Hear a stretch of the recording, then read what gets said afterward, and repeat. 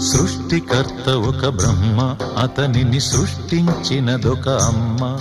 ఆ అమ్మకి తెలియని చిత్రాలు ఎన్నో, ఈ సృష్టిని స్తంభింపచేసే తంత్రాలు ఎన్నో. సృష్టికర్త ఒక బ్రహ్మ, అతనిని సృష్టించినదొక అమ్మ. సృష్టికర్త ఒక బ్రహ్మ, అతనిని సృష్టించినదొక అమ్మ.